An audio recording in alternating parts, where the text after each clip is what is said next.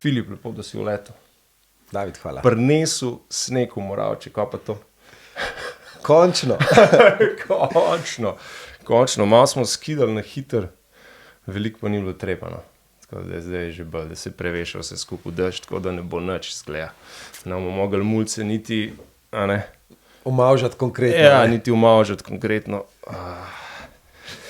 Ne se ustrašiti. Jaz sem napisal en seznamček vprašanj, ker današnja tema pogovora bo v večini nepremičninski trg oziroma delo nepremičninskega agenta, kaj to pomeni. In zdaj, mogoče za začetek, pa za malo konteksta, najbolj, da samo v parih stavkih poveš, kdo si, skod si, kako si prišel do tega, s čimer se zdaj ukvarjaš. V glavnem, beseda je tvoja, Filip. David, hvala. Če pa rabiš kafe, pa lej, samo zagrabaš, ne. Tako, na dosegu roke Na dosegu roke vse. Najprej hvala za vabilo v tale tvoj podcast. Hočeš reči, studio manj je več. Tako kot je velikrat v življenju manj več, ne? Dovolj so dobri odnosi, ampak velikokrat, ne samo to, ampak o tem mislim, da bova danes kar veliko govorila, ker nepremičnine so, po mojem mnenju, odnosna dejavnost. Ampak Torej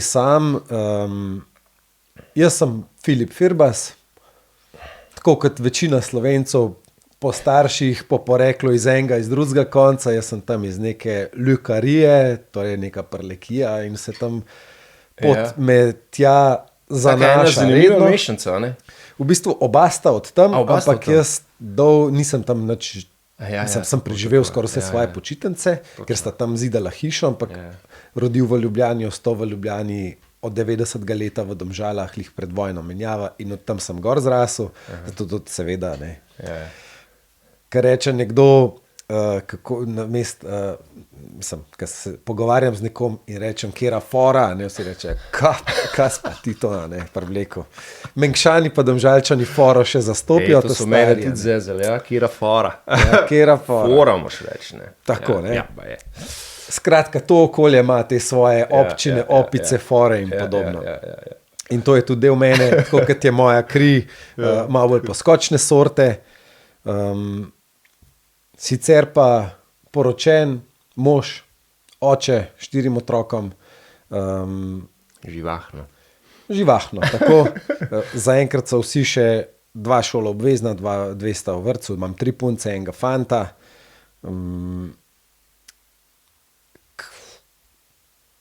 In seveda svojo službo kot tako, ali pa neko to svoje poslanstvo, razvijam s tem, ko, se hecam slišal, odraščam, ampak s tem, ko se staram, ko sprejemam neke določene kompromise, ko si ustvarjam način življenja. In zadnjih 10 let se ukvarjam z nepremičninami.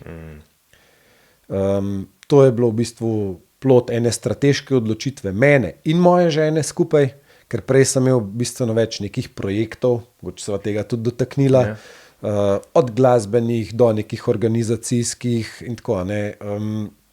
Potem pa sem se na nek način en modelu tega svojega gušta, kar se glasbe tiče, mogoče malo odpovedal na račun neke stabilnosti in doprinosa doma. In tekom tega potem poskušal razvijati to drugo poklicno, karierno pot, kakorkoli bi rekla. Ampak bolj, meni se zdi služba izredno lep izraz tudi za tiste, ki se ukvarjamo s podjetništvom, ker s tem služiš ne samo zase, ampak tudi nekomu drugmu, ko neko storitev izvajaš. In to služenje, saj jaz ga ne razumem kot nek sužnje lastniško zadevo, zdaj nekdo, ki ima denar, kapital, te kupi in si mu ti služabnik, ampak lahko z njim soustvarjaš oziroma mu odneseš tam, kjer to nekdo rabi in ponudiš na drugi strani nekaj. Ne. Zdaj, menjalno sredstvo pri nas je pač denar. Ne samo, ampak recimo v tem primeru službe, seveda, ne, za neko plačilo, za neko nagrado, pri nas pač govorimo, zdaj v tem trenutku sem bolj v svetu prodaje, oddaje, tudi kakšnih najemov, pa ne samo najemov, tudi nekaj upravljanja imamo čez za določene, recimo stranke z večjim portfeljem. In tukaj gre za neko sodelovanje, za neko tudi včasih služenje, ampak jaz tega ne razumem. Sem kot pozitivno. In sem tudi v službi svoje družine in pač kompenzirati vse skupaj. Se jaz njim prilagajam, se oni meni prilagajajo. Lepo si to povedal, ja. Lepo si to razložil. Večkrat sem že zasledil, da je nakup nepremičnine, selitev, nakup stanovanja, hiše, da je to stresna situacija v rangu smrti najbližjega, ni sicer tam, ni pa dosti nižji, menjava službe in tako naprej. Se pravi, ena bolj stresnih situacij v življenju, na splošno. In se pravi, ti hodiš po tanki liniji, ti si pa zdaj posrednik pri teh zadevah. Se pravi, moraš ali pa si priča marsičemu, vsakodnevno. Ja. Precej na elektrenem ozračju, mogoče kdaj, pa kdaj tudi, ali pa večkrat. Tako, ja. Kako je s tem, kako ti to dojemaš? Torej, ko govorimo o teh, recimo, najbolj stresnih življenjskih situacijah, kot so potencialno smrt najbližjega, služba, menjava, ločitve so tudi zelo, zelo visoko na stresnem, visoko nepremičnine. To recimo, to je top, mislim, da 4, da so vse zaobjela. Če pogledamo za kulisje tega, gre za odnosne stvari. In zelo močno smo mi odnosno vpeti v vse to. Kadar, za ostale ne bi, ampak recimo, kadar se nepremičnin dotikamo, se velikokrat gre za neko ureditev naše eksistence, našega načina bivanja. In to nas zelo, zelo močno tudi določa. Zdaj, vložki so tukaj izredno veliki. Ponavadi življenjsko se ne selimo, nismo se vajeni seliti večkrat. Mogoče zdaj naša generacija prvič ima v nekem diapazonu svojem več kot enkratno selitev. Medtem ko mi nismo bili vzgajani tako, kaj šele naši starši. In to, kar so oni prejeli kot dediščino in mogoče mi potem od njih, vsekakor ni večkratna selitev. In vse skupaj, glede na sredstva, ki so velika, glede na vse te breme, mogoče, ko imamo z preteklosti, vse to si lahko naložimo pritisk, ki je velikokrat dejansko povezan z našo miselno obremenitvijo, z neko psiho, tudi nekim duhovno dediščino, z vsem tem, ne samo z materialno. In postavi se en kup vprašanj, ki jih je po mojem mnenju dobro predhodno razrešiti, zato da si ta stres čim bolj zmanjšaš in lahko, ko se odločaš za neko nepremičnino, čim bolj racionalno k temu pristopiš. Ko uspeš čustva na nek način ovrednotiti, ne mislim, da jih porineš stran, ampak samo, da jih znaš dobro ovrednotiti, pa da tisto, kar je tebi vredno, ti še vedno pomeni, nekako pustiš, da čustveno na te vpliva, tisto, kar pa vidiš, da nima neke dodane vrednosti, pa lahko na nek način malo postaviš nazaj. Potem ti tudi lahko tudi nakup nepremičnine ali pa tudi prodaja pokaže nek drug spektar. Predvsem v nepremičninah je nek določen kapital in če mi znamo kapital, torej neka točno ta sredstva, ki so za nepremičnino ali v njej stojijo ali kakorkoli ovrednotiti z tega vidika, nam je mogoče to lahko lažje.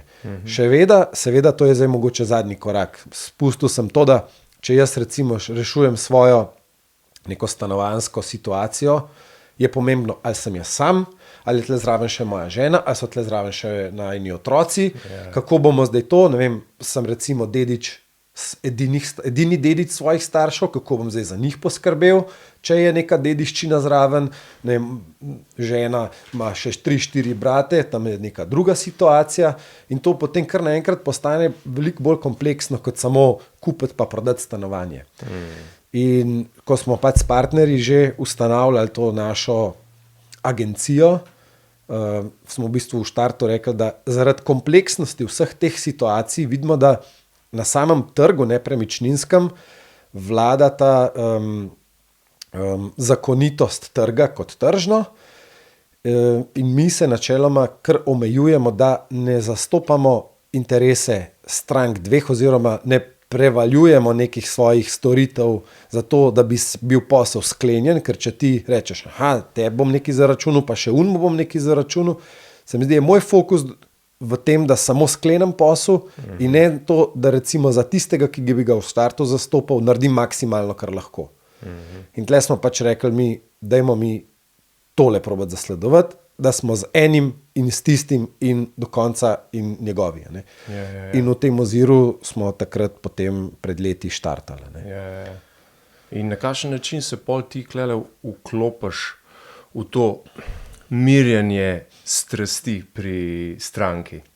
Ker čustva so na mizi, stres je na mizi, vsi dvomi so na mizi in ti moraš klele vmes manevrirati med neko racionalnostjo stranke, pa vsemi čustvi, ki jo preplavljajo v času, nakupa, predvsem nakupa nepremičnine.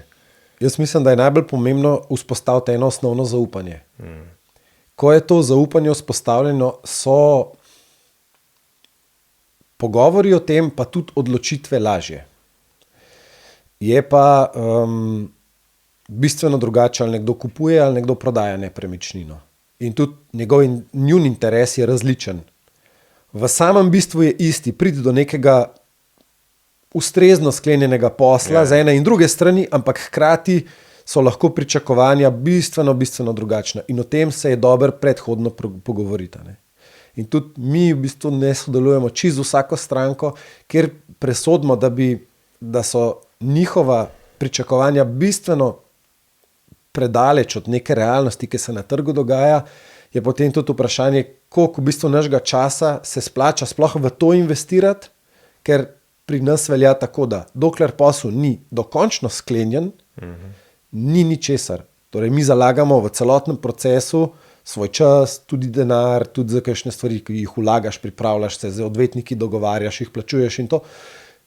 Ko pa pride do sklenitve, šele takrat je. In če do te sklenitve iz takšnega ali drugačnega razloga ne pride, si tisti čas v bistvu zastonj oziroma si ga nekomu daroval brez tega, da bi karkoli dobil nazaj.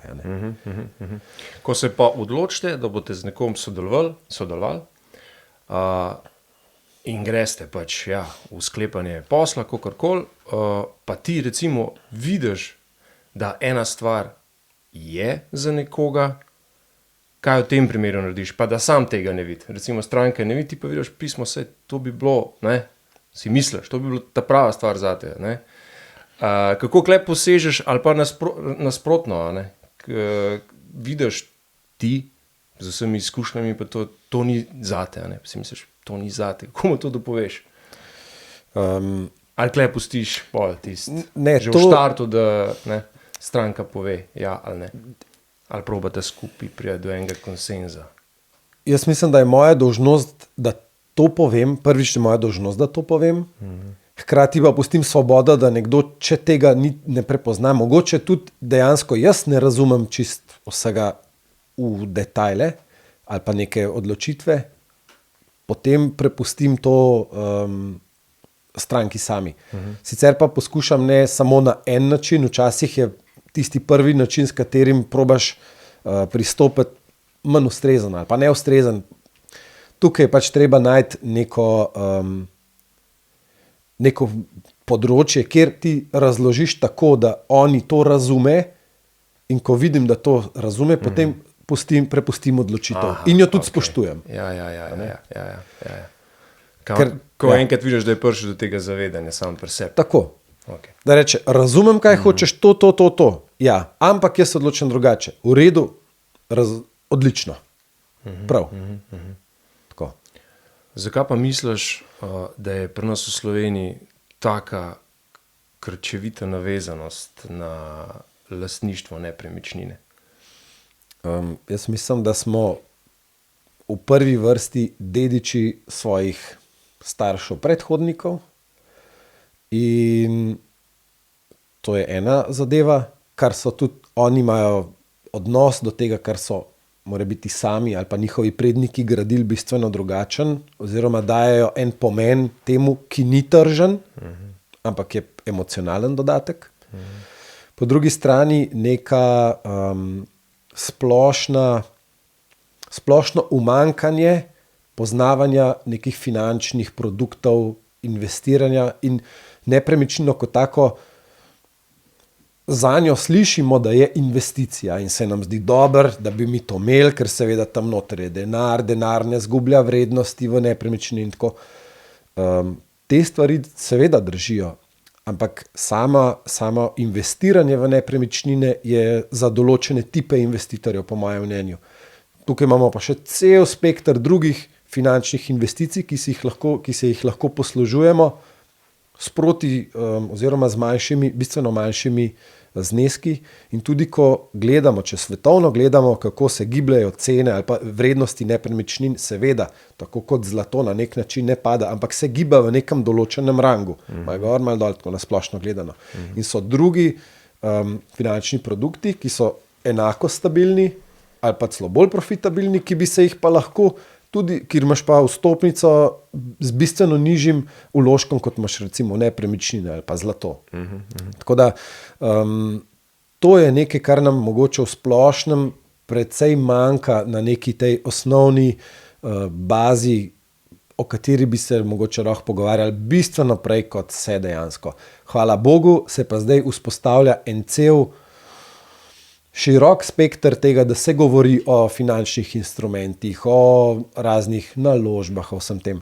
Je pa pri tem treba biti, po mojem mnenju, kar pazljiv, da ne zagrabeš samo nekoga, ki ga slišiš, ali pa se je reklama pojavila. Veste, zdaj pa v to dajte in to bo zdaj.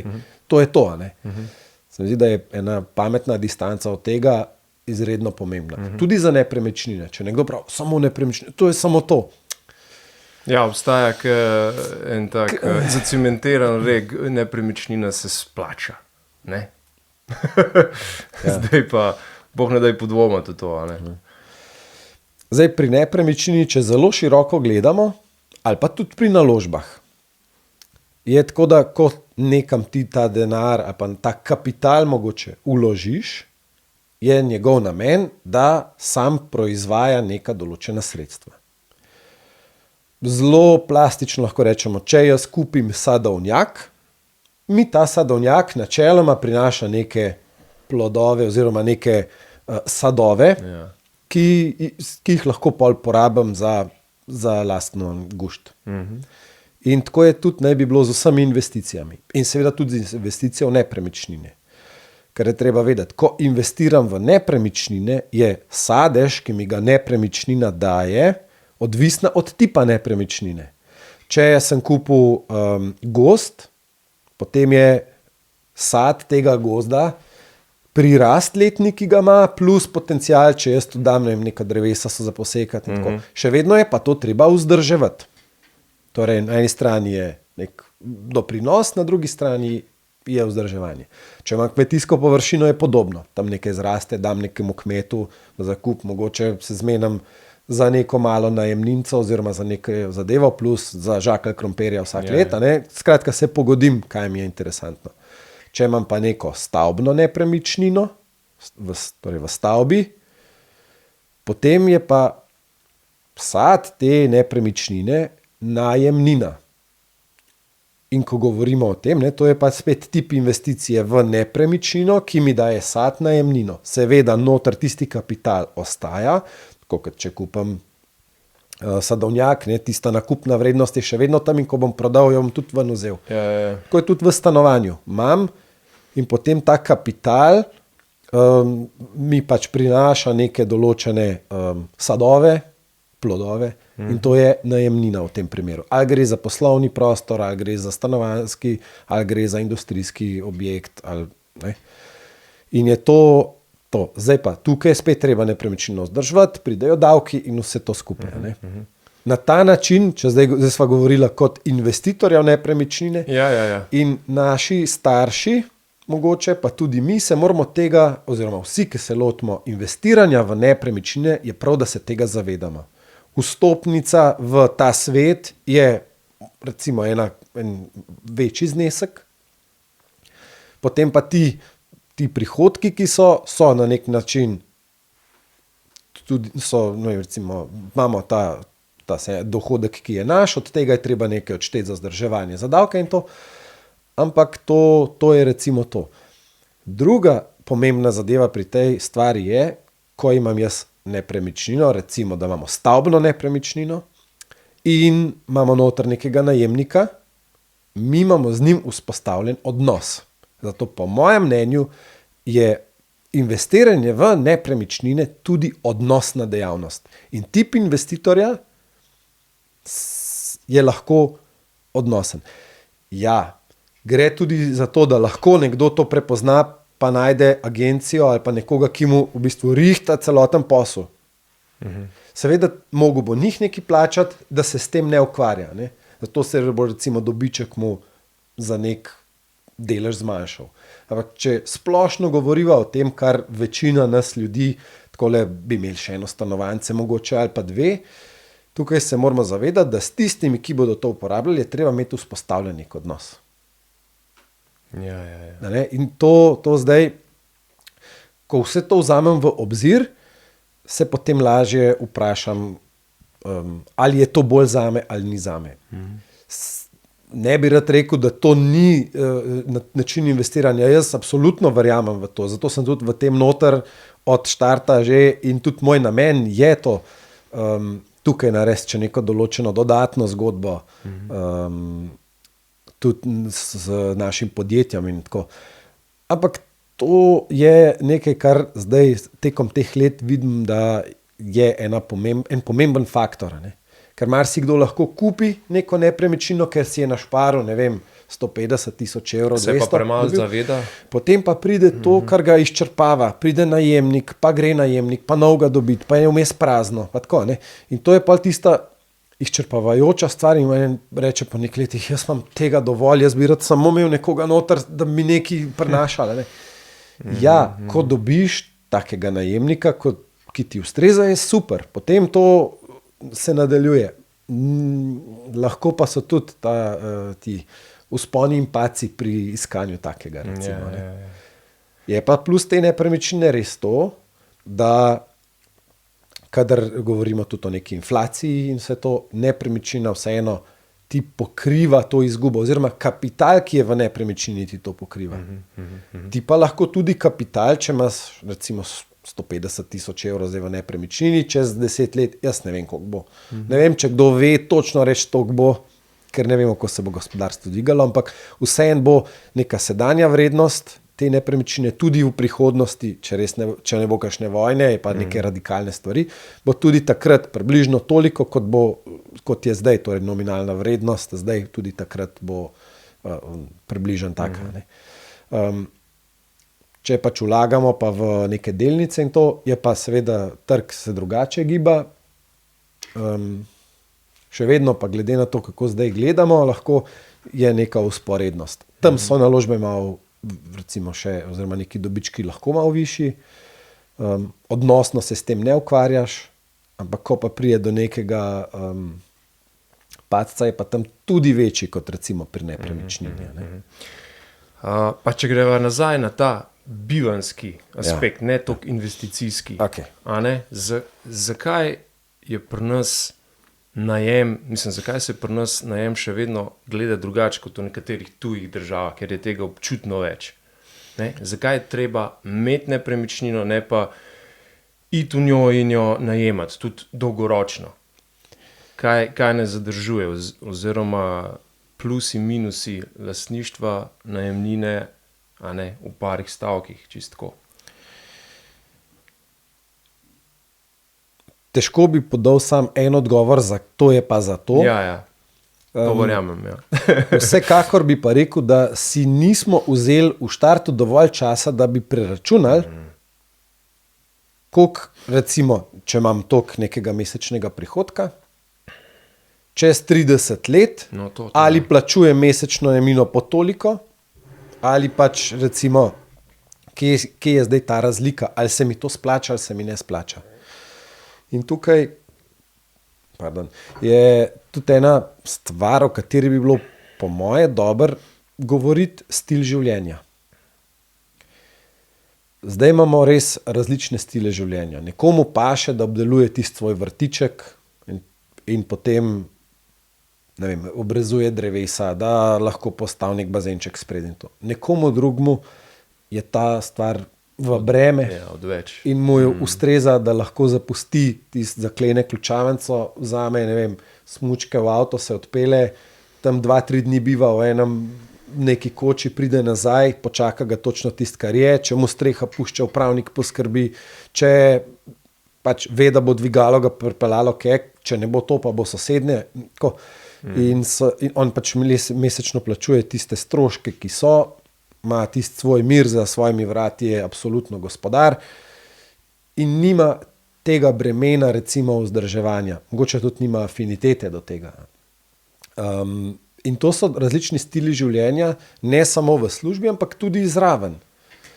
Od tega je potem odvisno. To je recimo prvi korak, ki bi ga svetoval vsem, ki se odločajo za nepremičnino, da poiščejo, kakšen tip življenja jim ustreza.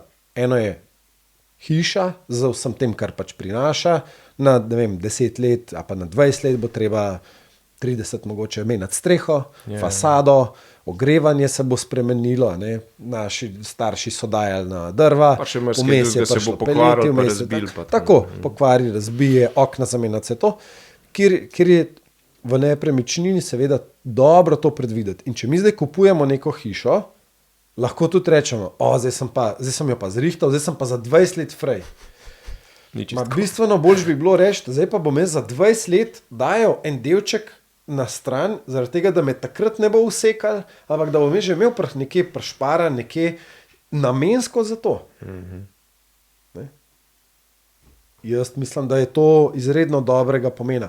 Tudi država to zahteva, sicer v večstanovanjskih stavbah, ampak je ravno to bil riziko, ki je bil prepoznan kot največji. In zato so rekli, po 10 letih morajo etažni lastniki ustanoviti rezervni sklad.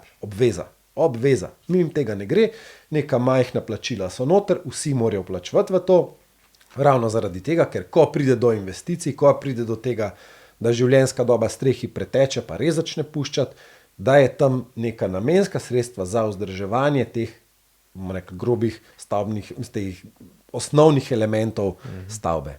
In tudi recimo na drugi strani, če imamo hišo, je po moje to smiselno. Z tega vidika, zdaj sam način življenja, rabe tega, kar bi imeli, je pa res drugačen v stanovanju kot v hiši. In najprej se to dogovoriti, kaj nam bolj ustreza, zakaj nam bolj ustreza, mogoče tudi kaj preizkusiti, ne?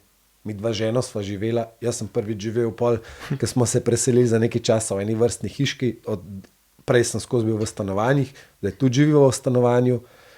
Moja žena je pa s kmetije, tako da ona je pa skozi živela v hiši in se je potem, ko sva se poročila, sva skupaj začela živeti v stanovanju. In zdaj živiva v stanovanju, ker nama v bistvu ustreza to, smo na dobri lokaciji, imava samo en avto, ker imava zelo blizu do vlaka, do avtobusa, če treba kaj v Ljubljano, smo res v trenutku lahko prepeljani in nama v trenutni situaciji, ko so otroci majhni in lahko večino stvari narediva v tistem okolju peš, to toliko ustreza, da niti ne iščeva, ne vem, recimo neke hiše ali kakorkoli. Ker je tudi najin tempo tak, da nama to zdaj ustreza. Prej si verjetno tudi ona ni predstavljala, da bi živela v stanovanju, jaz pa odkar sva preizkusila en del življenja v hiši, sem si tudi bolj želel. Ampak zdaj ta kompromis, ki je trenutno, je dober in vidim, da je kole, kot je, nama je čisto v redu. Bova pa mogoče se z leti še selila, sploh, ko bo otrok zrasel, mogoče nam bo to stanovanje preveliko, bova poiskala kaj mehkega in tako.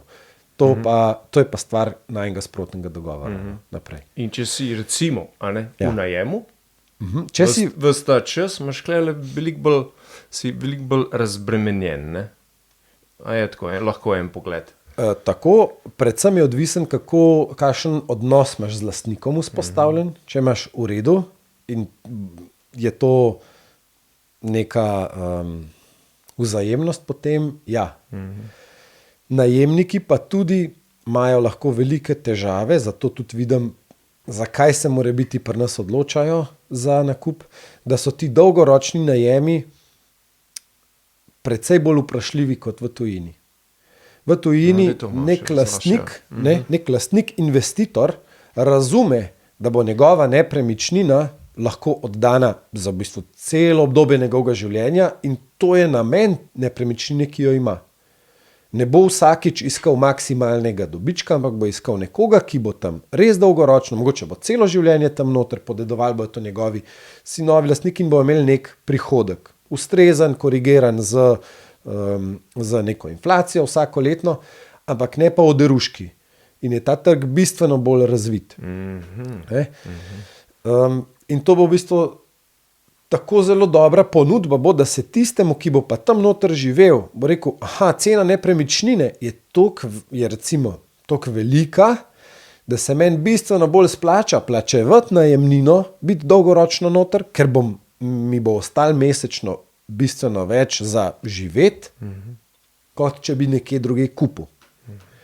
Pri nas je ta trg izjemno majhen, izjemno in zelo hitro se skače, zaradi tega, ker je tudi povpraševanje zelo veliko po nepremičninah, so potem te cene najema. Če zdaj najemate bistveno slabše, kot nekaj, kar recimo si najel 5 let nazaj, pa tudi če si in zdaj tle, če je lastnik zadovoljen s tem, kar je, kar prihaja, pa je dober odnos, potem recimo v redu, če pa hoče vedno maksimalen dobiček, bo pa tudi najemnike hitreje menil. In tukaj je to vprašanje glede nepremičnin oziroma teh najemov osnovnega pomena. Tukaj tudi bi pomagalo seveda to, kar država že skozi govori, da bi bilo več teh stanovanj. Ja, zagotovo, če je pač večje število razpoložljivih stanovanj, je tudi tukaj potem nekako cena lahko zaniha. Zaenkrat jih še ni toliko, da bi bilo to tako zelo občutno. Po tvojem največja napaka, ki jo ljudje delajo pri odločitvi o nakupu nepremičnine in kako se tej izogniti? Kadar kupujejo nepremičnino, res se vprašati, kakšen je namen njihovega nakupa. Ker imeti nepremičnino samo zato, da bi jo imel, samo zato, ker sem od dediščine zdaj dobil neka sredstva in zdaj pa, čeprav sva z možem že, imava z možem hišo, ampak je v bistvu on malo več prispeval, pa tako pa mogoče zdaj, ker sem dobil dediščino, bi pa jaz kupil še eno stanovanje zato, da bi ga imel, pa da bi moja 2 otroka lahko potem to rabila. Ne me dobro razumeti. To je zagotovo eden od smiselnih nakupov. Samo pogovoriti se tudi z otroki, ali bosta sploh rabila tisto stanovanje, oziroma premisliti malo pri tem. Premisliti malo tem. Potem, ko to stvar recimo kupiš, včasih je na trgu je tako, po mojem mnenju, treba vedeti, koliko sredstev imaš, vedeti, kaj hočeš in zakaj hočeš, in takrat si lahko dober in hiter kupec. Hiter pa v smislu, da takrat, ko je neka dobra nepremičnina, se splača prideti in jo kupiti. Ker kdor dolg cinca ponavadi ostane brez. Zdaj, prepoznati te rizike pri samem nakupu, to je pa eno posebno recimo, vprašanje, oziroma je treba tukaj pač biti dosleden in zadevo res temeljito preveriti. To je tudi polen način, kako se tem impulzivnim odločitvam izogniti. In tako, kot sem na začetku rekel, vsa ta čustva, ki nas peljejo, ko recimo stopimo v neko stanovanje, velikrat vidimo, da če je opremljeno, lahko vidimo neko zelo lepo opremo, ki nas potem prepriča. Ampak mi v nepremičnini kupujemo od stene do stene, stropove, tla, in to je sama osnova je to. In tudi, ko recimo nekdo prodaja, z nekim namenom, zdaj bom pa dal eno kuhno noter za 3000 evrov, pa za 10 000 evrov dražje prodal. Lahko da bo uspešen, lahko da bo, ponavadi pa ni. Zaradi tega, ker lih tisti kupec mu tista barva res ne ustreza. Ne? In bo itak pol si mislil, pa kaj, če ste vi to dali novo noter, jaz bom pač to si preuredil po svoje. Ja. A kupujemo bolj z glavo Slovenci ali bolj s srcem? To je pa čisto od vsakega posameznika odvisen. Ja. Kakšne imaš ti izkušnje? Jaz mislim, da oboje. Ja. Zdaj, kaj pa prevlada? Včasih je samo majhna prevlada lahko tista, ki je pol ključna. Mislim pa, da mogoče res malo bolj vsem srcem. Ja. Pa kako ti vidiš čez 10-20 let nepremičninski trg tukaj pri nas? V to špekulacijo pa res se ne bi spuščal. Najrajš recimo tudi za trenutno, kar dobim trenutno na mizo, pogledam, kaj je trenutno res relevantno. Ker to se pa kar spreminja. No? Ni tako, da bi zdaj v pol leta vse stvari ostale tako, kot so bile pred pol leta. Je kar neka dinamika, je treba to tudi slediti. Je pa res, da sam nepremičninski trg je razdeljen tudi na več sektorjev. Že v začetku, ko smo govorili o investiciji, so videla, da so ene stavbne nepremičnine, druge pa pač nepremičnina kot nepremična je načeloma parcela, meren kos nekega zemljišča ima svoj ide, za njo veljajo določena pravila, če je na njej stavba, potem stavba deli isto usodo kot zemljišče, kar je vidno v zemljiški knjigi. Ne? V veliki zemljiški knjigi, če pogledaš, pa daš številko stavbe, se napiše, stavba ni vpisana v zemljiško knjigo. Ne? Ali pa nepremičnina ni v zemljiški knjigi. Ja, zaradi tega, ker ta stavba deli isto usodo kot parcela. Parcela pa je obogatena stavba, torej, ko se prodaja parcela za tisto stavbo. Ne. To je mogoče samo en mal tak, niti ne trik, ampak ena realnost, ki jo mi imamo. Torej, so stavbne nepremičnine, so nestavbne nepremičnine in to, ja, ne vem, kaj sem hotel točno odgovoriti. Vprašanje je bilo glede... Ne, si povedal. Si povedal. Sem. Si razložil. Kaj je bilo vprašanje? Vprašanje je bilo, kako ti vidiš nepremičninski trg čez 10-20 let, pa si raj ostal previden pri teh napovedih, ker je vse tako zelo. Torej, zagotovo... Kar zgleda... Trdno je pa po drugi strani zelo krhko vse skupaj. Tudi, kadar gledamo recimo za čez 10-15 let, tukaj so razvojni projekti, ki jih je treba vzeti v obzir. So recimo neke določene razvojne osi, kje bojo zdaj ceste, kje bo država ceste razvila. Jaz se mi zdi, da je to izredno pomembno vprašanje. Če ti pogledaš, ti prostorski načrti na državni ravni so narejeni. Potem je treba to v lokalnem okolju aplicirati in morajo občine tudi to urediti, sprejeti. To se investitorjem splača gledati. To se res splača pogledati, ker potem ob nekih razvojnih oseh tam bo pridobival na vrednosti. Zagotov. Ampak to so res dolgoročne investicije. In kaj potem, ko se ena vlada odloči, da bo to speljala, druga pa potem, ko se zamenja, reče, ne, tega ne bomo šli v nekaj drugega, to zdaj stoji. Ne. Te stvari so potem... težko je to napovedovati točno. Če pa se reče, tok in tok stanovanja imamo tam in tam namen zgraditi, to pa lahko generalno gledamo. Torej, plan je, da se res zveča število teh stanovanjskih nepremičnin. Ok, v redu. Pa da vidimo, če bo v naslednjih letih res. Ampak tle je to kčejev. Če je ta projekt, potem lahko mogoče pričakujemo. Ampak ne sam en, tle mora biti 10-15 projektov, takih večjih, za realiziranih, da bi se tle lahko odražali. Mislim pa, da to ne bo padec cen, ampak kvečemu, če bo že stagnacija nekih cen, pa potem, če že prihaja inflacija, ki, torej višja vrednosti vsega, pa že cene stagnirajo, že pomeni, da ne da padajo nepremičnine, ampak da se vrednost približuje oziroma zmanjšuje. Ne? Ja, ker tako naraščati ne more več, kot je v zadnjih parih letih, ne? Lahko. Zagotovo je še možnost, da, to, da se nekaj še manevrskega prostora. Ampak kam nas to pripelje? Deva en detour narediti, pa mogoče spet ne toliko.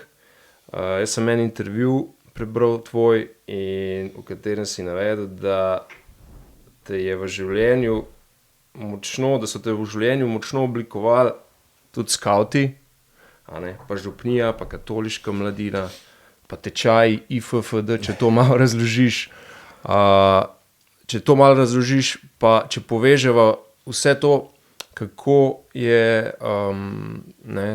to, kar sem omenil, vplivalo tudi na tvoj pristop do dela, pa do strank, pa mogoče do tvojega občutka odgovornosti, ko greš v nek posel s stranko. Ker verjeten ti ni, na podlagi spet vsega, kar sem rekel, edini cilj zaključiti posel, pa takoj na naslednjega. Ampak čutiš mogoče eno moralno odgovornost, malo večje zadnje. Kako je s tem? Zdaj jaz mislim, da čisto vsi... Če ti je kul o tem govoriti. Seveda, ne, mislim, da se kar tega dotakneva. Jaz mislim, da kar se tiče neke etičnosti, ali pa neke vesti, imamo čist vsi ljudje, ne glede na prepričanje, na vero in to, osnovno isto izhodišče. In enemu lahko vera zelo pomaga, enega vodi, bom rekel, lahko kaj drugega. Osnova pa vsem tem se mi zdi je razum. K temu sem vrnil kasneje. Zdaj, mislim, da vsi ljudje imamo eno kognitivno sposobnost, da ugotavljamo, kaj je dobro in kaj je slabo. Pa ne samo v trenutni situaciji, ampak če smo sposobni se umakniti, malo pogledati vase, lahko vidimo, če je dobro res dobro, ali se dobro samo zdi dobro, pa potem ni dobro. In že recimo Platon, pa potem od tam naprej, Aristotel sploh, pa potem recimo neki krščanski scholastični mislici, ki so zasledovali to idejo.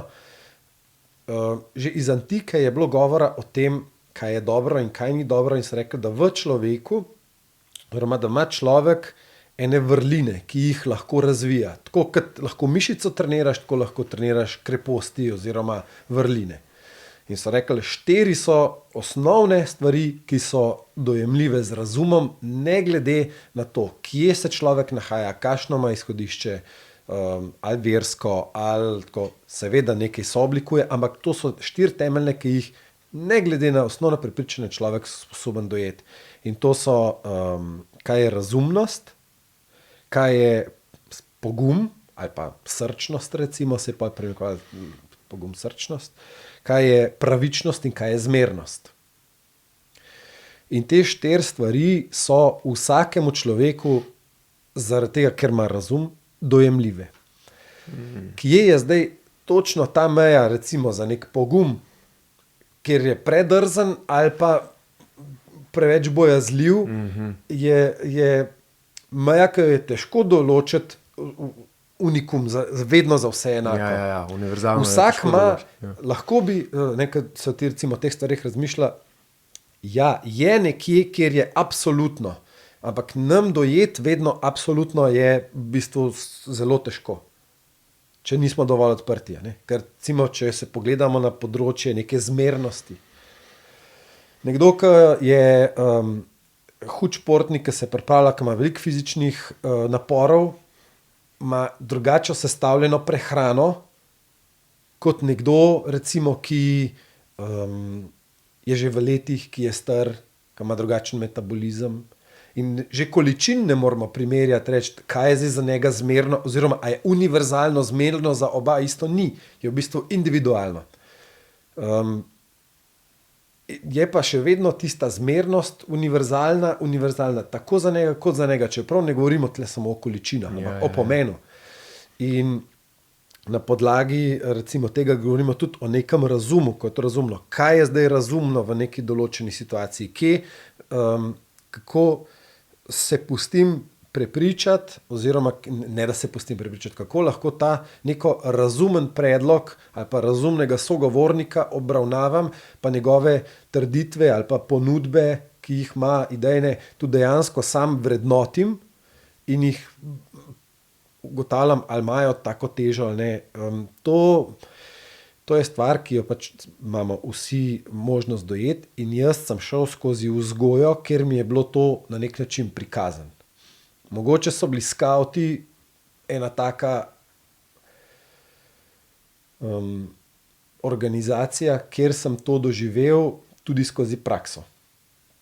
Ker je marsikakšen rek, ki me je spremljal pa celo življenje. Ne vem, zapustimo ta svet za spoznanje boljši, kot smo ga prejeli. Da nam ni vseeno, da če gremo po cesti, pa vidimo, da tam nekaj leži, pa blizu koš, da se skloniš pa pobereš.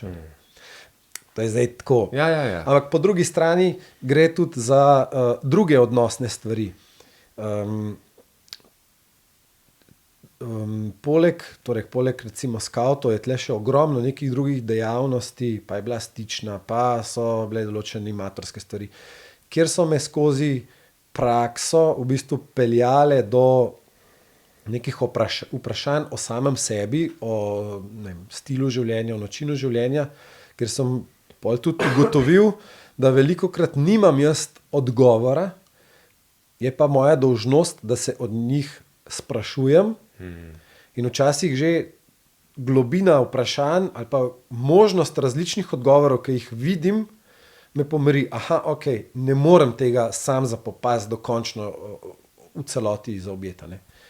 In tle potem so ti odnosi med bližnjimi, med prijatelji, med strankami, tisti, ki pač narekujejo nek tempo našega sobivanja, neke odnose, ki jih vzpostavljamo. In seveda temeljni odnosi, ki jih takrat vzpostavljamo, so prijatelji, potem pač seveda odnosi znotraj družine, znotraj delodajalcev. In tudi zdaj, ko tako pametujem skoraj, velikokrat sem zašel v slepe ulice, velikokrat je bilo treba priti do tega, da to zga pa pobiksal, pa je pa odgovornost na tebi, ali pač nekomu priznaš, pa mu rečeš, oprosti, res, to tudi z moje strani ni bilo prav, nisem videl tega, žal mi je. Ali pač zamolčiš, pa stisneš figo, pa greš drugam. Vse, v vseh teh letih, vse prakse, žal sem jih uspel udejaniti, ampak zdaj mogoče, če prepoznam kaj rajš, vidim, da rečem oprosti kot ne. In ta vzgoja, se mi zdi, mi je veliko tukaj dala. Ko si omenil pa IFFD, to je pa zdaj, ko si pač poročen, pride do velikih izzivov, pride do sprememb. Recimo, ko sva se midva z ženo poročila, sva imela čisto drugačne urnike, poglede. Jaz sem še takrat začel z eno službo. To je before kids. Tako. Ali pa rečemo before wife najprej, pa with wife, pa pol with one kid. Pred mulci, pred ženo, da še prevedejo slovenščino. Recimo, trenutek, ko so z ženo se poročila, ni prišlo, kar se mene tiče, do take spremembe, kot je prišlo z drugim otrokom. S prvim še ne, ker to je bilo pač mama, ne otrok, mislim, lepo je, zanimivo je, ampak jaz sem še svoje stvari lahko, tako kot praktično preden sva bila z ženo še poročena, sem jaz na zelo, zelo podoben način to živel. Seveda v tisti ljubezni, zaljubljenosti drug drugemu pušča še tisto odprtost, svobodo in to. Potem pa sem ugotovil, da vso to množstvo enih stvari, ki sem jih imel, ne vpliva dobro na naše odnose in da jaz v bistvu manjkam. In če manjkam v tej osnovni celici, za katero sem se jaz sam odločil, pol tle ni prosperitete, sploh je ni. Ja. In tle so potem kar dost radikalno pristopila, ne, sem imel veliko popoldanskih večernih stvari. In ko se je torej drugi otrok rodil, sva se usedla, v bistvu, kako zdaj naprej. Ali bomo šli v to smer, jaz popoldne zvečer me ni, vse stvari bojo dopoldne. In sem se odločil mogoče, oziroma sva skupaj se odločila za neko žrtev, oziroma mogoče sem jaz tle prepoznal, kasneje tudi žena imela, se je zelo, zelo odpovedala sebi, zato da sem jaz lahko recimo zaživel. Tle sem se pa jaz čutil odgovornega, da naredim en korak v smeri, da nam zagotovim eno drugačno stabilnost. In takrat sem dobil priložnost recimo v upravljanju nepremičnin. Čeprav nisem bil izobražen kot nek recimo gradbenik, in to sem se spravil v ta sektor, to je bilo več kot 10 let nazaj, kar obdobje. In takrat sem v bistvu začel v tem noter iskati nove izzive. Seveda neka muzika, ki je bila, mi je veliko pomenila, ne da bi čisto odpadla, ampak sem videl, da je pomen tega, ko sem jo zmanjševal, me je v bistvu malo bolel, ampak ne toliko zelo. Zdaj ne vem, ne znam povedati. Sem dobil na drugi strani te svoje odpovedi, pa vložka, sem dobil tudi zadoščenje. Ne. Ja. Zdaj, po tolikih letih, kljub temu, da so 4 otroci, da je se ta čas spet vrača. Kot eno darilo od kaj jaz vem kje. Zanimiv. Pa sem v bistvu že čist, sploh potem po koronskem času, ker se zaprt, sem mislil, dobro, to je pa zdaj res auf Wiedersehen. No in je to recimo prišlo nazaj. Ampak bilo je takrat neka čisto odločitev, v redu, drugačen tip službe potrebujem jaz tudi zato, da bomo mi vsaj v enem času skupaj bili. In žena me je, hvala Bogu, ne zvlekla po priporočilih mojih prijateljev, ker so me rekli, Filip, mi pa smo ene tečaje iz tujine, slišali smo za njih, organizira jih ena federacija za razvoj družine in gre za neke take case study primere, v bistvu je res tečaj, ni to zdaj neka zakonska, niti treba se razlivati in to pač obdeluješ neke določene tematike, to pa je ta, ne. Pa niso vedeli, ali bi mi da bila v kakšni krizi ali kaj, tudi niso bila. No in potem mi vmes žena reče, pa daj greva, ne. Ma ja, valjda, draga, greva, ni problema, greva. No in je v bistvu, in pa sva šla prvič in sva šla drugič in sva ugotovila, da nama tudi ta način ustreza. In to je pač način, ki nama ustreza, sva ga pa mogla najti. Sva se mogla v tem najti.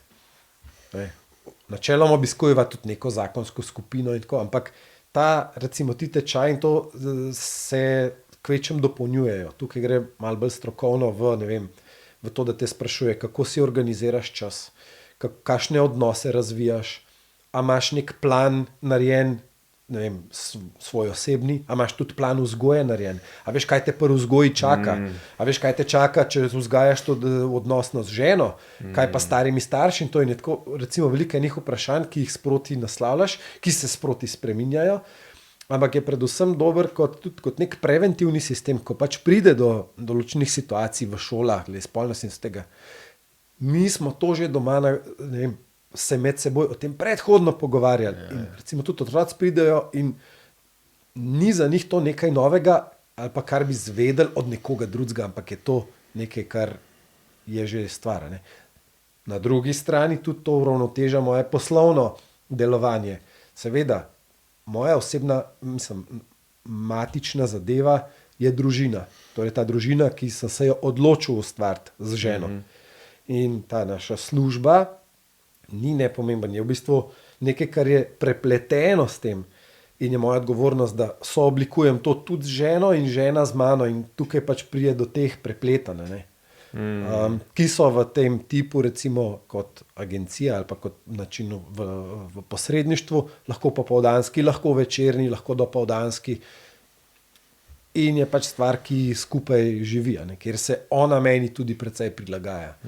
Kjer se tudi jaz recimo prilagajam, da rečem, takrat pa si ne bom urnika za bukero ali pa ta 2 dneva si ne bom, izvoli žena, pejt ti takrat imeti popoldne, frej bom jaz otroke vse prevzel. Pa za kakšen vikend ali pa kakšen, tako no.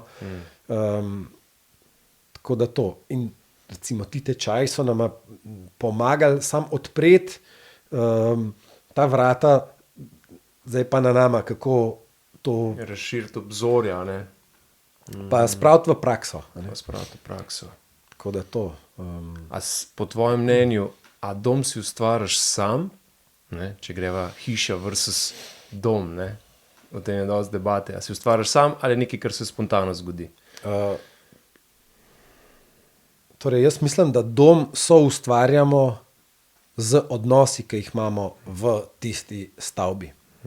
In da je stavba čisto sekundarna in da je dom res tam, ne glede na to, ali si v najemu, ali si v eni kleti pri babici, ali si kje, tam, ki ti ustvarjaš svoje odnose in jih želiš ustvarjati, in tisti potem postane tvoj dom. Ne? Se pravi, lahko najdeš občutek doma vseb, ne glede na lokacijo, fizično lokacijo bivanja. Zagotovo. Ja. Zagotovo. In bi bilo škoda, da bi jo iskal v fizični lokaciji, ker je ne boš našel. A se to spreminja tekom življenjskih obdobij? Kaj misliš, ta občutek? Mislim, biti doma, imeti dom, ali pa dom v sebi? Mislim, da ga je treba, da je to tako zelo širok in globok pojem, da ni nikoli do konca izčrpan. In vedno lahko, ne glede na to, kako dobro si doma, najdeš še nekaj, kar lahko naredi ta tvoj dom še bolj tvoj, v bistvu ne samo tvoj pomeni odnosno do vseh. Včasih to pomeni, da se v bistvu, da drugim dopustiš, da več sebe izrazijo, pa boš zaradi tega nekje drugje doživel, da se bo drug te pomaknil ali pa te na drug način objel, nagradil, ti dal tisto, kar mogoče niti nisi vedel, da potrebuješ. In zato se mi zdi, da dom do konca svojega življenja se lahko, je neizčrpan vir pomena in tudi živiš ga lahko vedno bolj polno do svoje smrti. Lepo si to povedal. Lepo. Kaj ti pa domovi? Ti si jih zdaj verjetno že kar precej videl, a ne? Kaj ti povejo? Kaj ti interior pa nasplošno podoba doma, hiše, no? Tako rekel, hiše, povejo o ljudeh, o njihovih vrednotah, življenjskem stilu, pristopu do življenja. Veliko lahko razbereš iz tega. Lahko. Ja. To je v bistvu bistveno več kot osebna izkaznica. To je bistveno več kot osebna izkaznica, ampak po drugi strani so ljudje, ki tam živijo, še bistveno več kot to, kar njihov dom pokaže. Tako da ni vse, kar dom pokaže, to, kar so ljudje, ampak so ljudje bistveno več. Dom pa vseeno pokaže nek način bivanja, ki ga oni imajo. Neka osebna prepričanja, neke želje, ki jih imajo. To se vse noter vidi, odseva, lahko to prepoznaš. Je vedno bistveno več kot samo tiste stene. Seveda, ko pa stopimo na trg, se moramo pa tega osvoboditi, oziroma moramo temu dati pomen. Moramo to znati ovrednotiti. Ker trg je pa pač trg. Kako bi pol svetoval nekomu, ki ima tisto občutek, da del sebe izgublja, medtem ko prodaja svojo nepremičnino, svojo hišo, pa na koncu konca tudi svoj dom, ne? Situacije, zakaj pač se recimo hiše, stanovanja prodajajo, so različne. In je dobro vedeti, recimo zame, če nekoga zastopam zgodbo, zakaj se to dogaja. Ker je tudi potem pristop, recimo k neki prodaji, drugačen in bistveno lažje ovrednotiš stvari, da ta, v tem primeru mogoče prodaja, ko govorijo o tem, mu lahko v bistvu pokažeš, če je smiselna, da ga dejansko peleš, ampak to je smiselno zato. Po drugi strani je pa tudi odgovornost, da mu rečeš, mogoče pa to ni smiselno v tem trenutku. Počakaj. Tudi z nakupom. Žalostne stvari se recimo dogajajo v teh odločitvah. Takrat je hiter, lahko velik neke... Takrat so impulzivne odločitve. Cak, prodamo, neki si tam kup, nekdo si neki drugega kup, ne več se ne vidimo in to. Jaz razumem, da če je breme bivanja v tistem veliko, je potem tudi želja potem, oziroma ko se ta stvar razreši, neko notranje zadoščenje. Jaz to razumem, ne dajem nočem temu zmanjšati pomena, ampak vseeno, če se uspemo preden se odločimo za prodajo in vse to, tega na nek način razbremeniti, bomo tekom tega lažje dihali in potem tudi, ko si iščemo alternativo, ali pa bomo sproti že tisto alternativo iskali racionalneje in vedeli, da pač imamo nek kapital, ki ga bomo dvignili iz tega in vložili drugam. To je pa pol miselni preskok, da dvignem kapital iz tiste nepremičnine in mi niso več pomembni cegli noter, pa kaj se je tam v tistem prostoru dogajalo. Ne, pomemben mi je kapital, ki ga ta stvar nosi in jaz ga bom dvignil, dal na pol in prestavil drugam. Niti ni nujno, mogoče lahko še celo bolj živim, če ga prestavim nekam, kar ni nepremičnina, pa mi tisti nos že, ne vem, pokrije strošek bivanja nekje v najemu. To pa prepuščam naprej. Ne? Ni pa treba za vsako situacijo potem to nekaj drugega si kupiti, da vam pa jaz zdaj ne vem kaj pokazal. Ne? Ja. Ego igra tudi v tem kontekstu. A misliš, da bo ta navezanost na nepremičnine v bodoče kaj splahnela, ali bo to lastništvo vedno en tak ogromen, zelo velik del naše identitete? To je spet osebno vprašanje, mislim pa, da nasplošno se bo to razrahljalo. Se bo, ne? Ja, vseeno se mi zdi, smo mi neka generacija, ki drugače se s tem soočamo, kar pomeni, da se bojo tudi naši otroci še toliko bolj in to pač bo tako. Ne? Zdaj tudi gre za nek generacijski skok, ne? Torej zdaj je precej širša slika tudi v nepremičninskem, pa tudi v nekem smislu nekega premoženja. Ne? Tisti ljudje, ki so ob osamosvojitvi, ne vem, štartali svoje podjetja in vse to in jih postavili, so zdaj na tem, da pač to predajajo svojim otrokom. Torej so v bistvu primorani dati to premoženje, podjetja in vse to nekam naprej. Podobno je z nepremičninami. Ja, marsikakšna taka velika stara hiša je prazna. In dokler ti lastniki ali stari ljudje ali pa potem njihovi njihovi svojci ali pa dediči, če ne prepoznavajo v tem nekaj, kar bi oni zase uporabljali, in ta stari ne prepozna, da bi to lahko prodal, pa vložil se samo čaka njegovo smrt, pa bo potem prodana. In ta trgovanje mislim, je bliže zdaj nam, kot taki generaciji, ki vseeno gledamo na nepremičnine že bolj z vidika kapitala, ki je tudi noter v njih. Tako da od tukaj stvari zagotovo, po mojem mnenju, grejo v to smer, da pač je hiša, je nepremičnina, je stanovanje, ki je lahko za namen oddaje, ki je lahko za namen prodaje, medtem ko za naše starše, recimo, ali pa sploh to je pa drugo, ne? Je veliko težje. Razen, če so recimo taki, da pri sebi to prepoznajo kot nekaj, se mogoče pa res, zakaj bi pa jaz imel 3 stanovanja, ki so mi nosila, pa moje 2 otroka še zmeraj v najemu živita. Ali pa zakaj imam firmo vredno 2 milijona evrov, pa moja otroka živita v nekem stanovanju, jaz pa ne vem, noben od njiju jih ne bi prevzel ne vem, pač. Star sem že, ne vem, skoraj 80 let, jaz imam poln kufer, ne morem več, ne. Kaj zdaj narediti? Ne vem.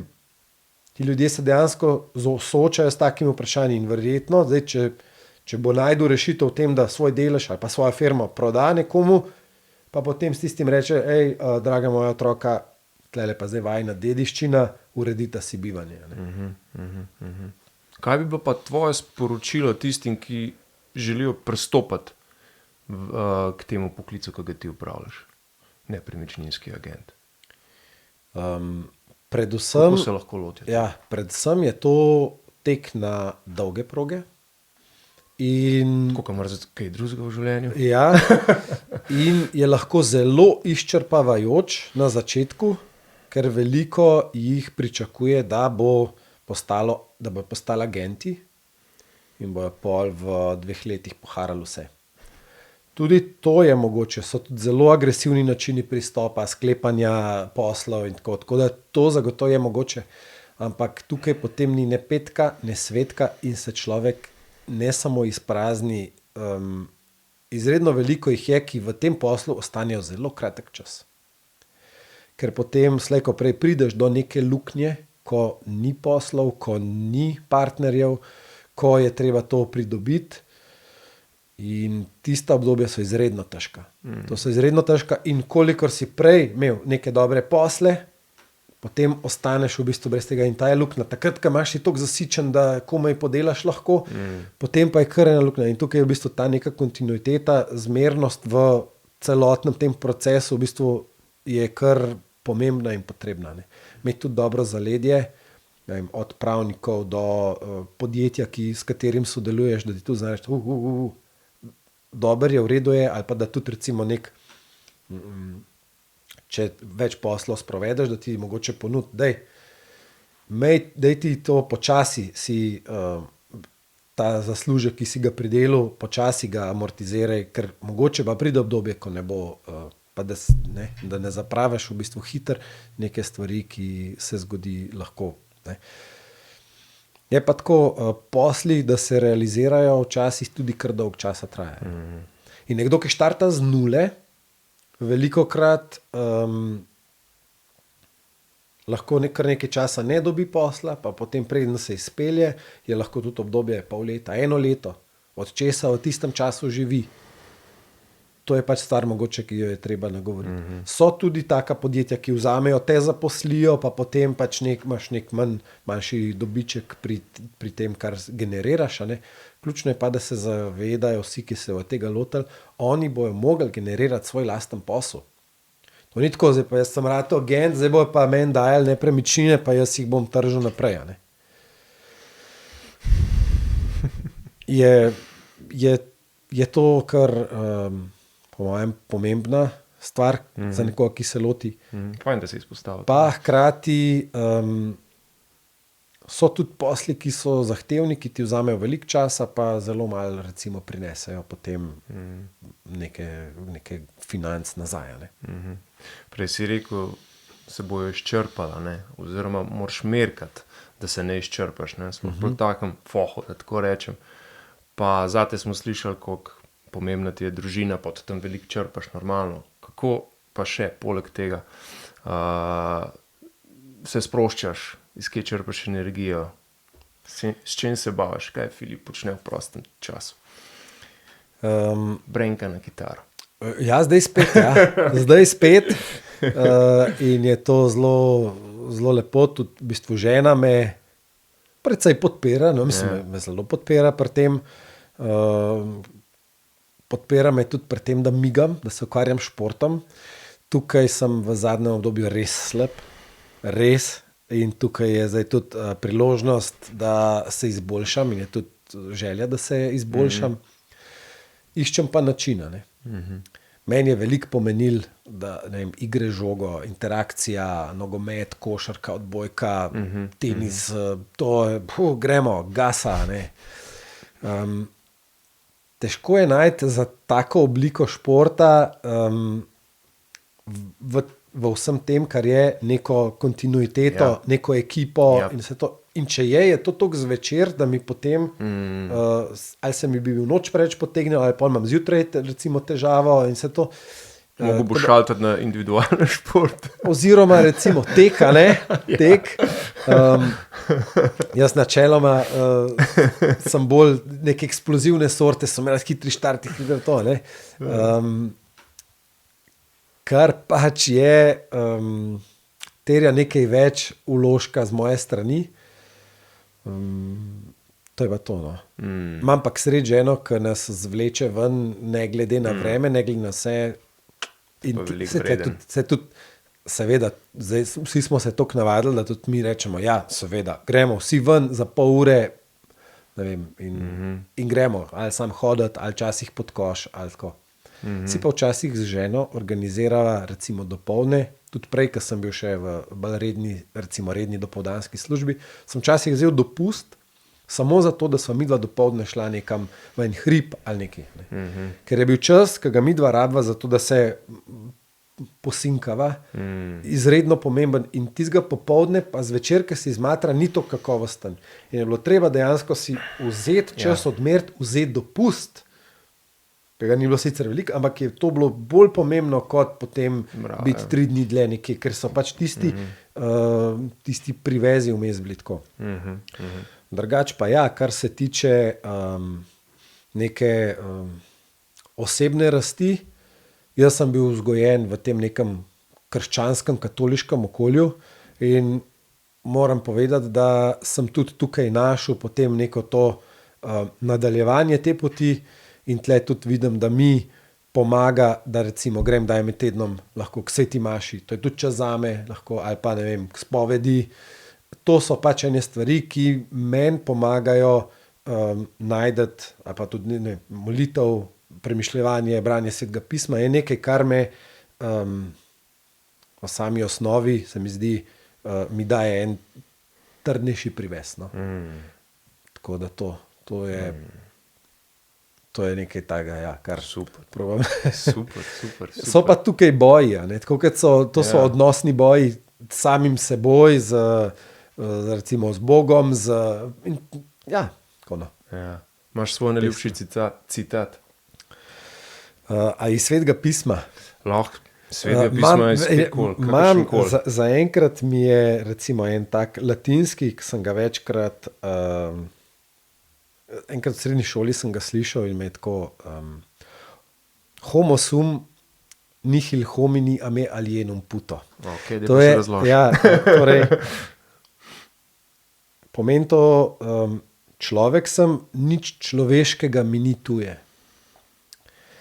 Jaz to interpretiram predvsem z vidika, ja, jaz sem človek in vsi ljudje, s katerimi pridem v kontakt, so tudi ljudje. In nič, kar od njih prihaja, mi ne sme biti tuje. Ne, ta izraz pravi, da mi ni tuje. To je veliko bolj modra glava, kot moja rekla. Ne. In mi je tak klicaj, ja, človeka vzeti z vsem paketom, kot je, dati neko vrednost, ni treba vsemu reči, ja, vse imaš prav, se lahko tudi ne strinjava, lahko je tudi neka stvar zgrešena. Ne bom te pa obsojal za to. Prevedel te do take zadeve, tudi mene, moje odločitve absolutno prevedajo do skrajnih lahko stran poti, ampak ne bomo pa tle šla v obsojanje. Pustila si v prostor, lahko želim ti reči, ali pa prosim tudi, da ti me rečeš, tle si pa šel na stran pot, pa bom jaz to vrednoto pri sebi, lahko tudi drugmo, ampak ne bom šel pa v obsojanje. To pa ne bom. In zaradi tega mi je všeč to, torej jaz sem človek in ni človeškega mi ni tuje. Mi ne sme postati tako zdaj, dobro, kukulele, se ti je zmešala. Mogoče se tudi komu zdaj zmeša, ampak verjetno je odzadje tisto, ki bi se me še prej lahko. Tako, no. Filip, hvala ti lepa. Ostani tako svetla točka te družbe še naprej. Vi pa, če ste iskali kakšnega nepremičninskega agenta, imate Filipa. Res ti hvala, pa upam, da še kdaj ponoviva. Veseljem. Zdaj pa pogledajmo, bomo šli, Taylor leta bova gor dala, pa bomo videli, če bo treba kidati ali ne. Če vam dve lopati z veseljem, hitrej. Dajva en športom pozdrav. Čakaj, Ajde, čau, čau. Ciao.